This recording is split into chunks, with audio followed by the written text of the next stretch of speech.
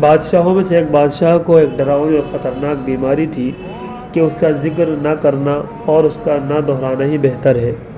تو یونان کے حکیموں میں سے ایک جماعت متفق ہو گئی کہ اس درد کی کوئی دوا نہیں ہے، مگر اس شخص کا پتا اس کی دوا بن سکتا ہے جس کے اندر اتنی اتنی صفتیں اور ایسی ایسی صلاحیتیں موجود ہوں۔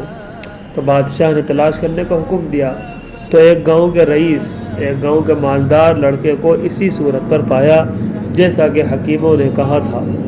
اس کے ماں باپ کو بلایا اور بے حساب دولت دے کر خوش کر دیا، اور قاضی نے فتویٰ دے دیا کہ رعایا میں سے، پبلک میں سے ایک شخص کا خون بہانا بادشاہ کی جان بچانے کے لیے جائز ہے۔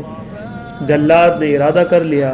لڑکے نے آسمان کی طرف سر اٹھایا اور مسکرایا، تو بادشاہ نے پوچھا کہ اس حالت میں ہنسنے کا کیا موقع ہے، مسکرانے کی کیا وجہ ہے؟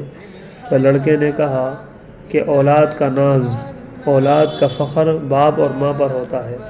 اولاد ماں باپ پر فخر کرتی ہے، ناز کرتی ہے، اور دعویٰ قاضی کے سامنے ماں باپ لے کر جاتے ہیں، اور انصاف بادشاہ سے انصاف چاہتے ہیں، اور ماں باپ نے دنیا کی دولت کی وجہ سے مجھے قتل ہونے کے لیے آپ کو سونپ دیا۔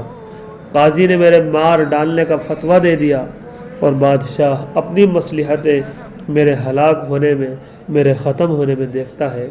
اب خدائے بزرگ و برتر کے سوا، اللہ کے سوا میری کوئی پناہ گاہ نہیں ہے، میں کوئی پناہ گاہ نہیں دیکھتا ہوں، اس لیے میرا مر جانا ہی بہتر ہے۔ بادشاہ کا دل اس بات سے بھر آیا اور آنکھوں میں آنسو ڈبڈبائے اور کہا کہ میرا مرنا ایسے بے گناہ بچے کا خون بہانے سے زیادہ اچھا ہے۔ اس کے سر اور آنکھوں کو بادشاہ نے بوسہ دیا اور اس کو گود میں اٹھا لیا اور اس کو آزاد کر دیا اور بے شمار دولت بخش دی۔ لوگ کہتے ہیں کہ اسی ہفتے میں بادشاہ کو صحت ہو گئی۔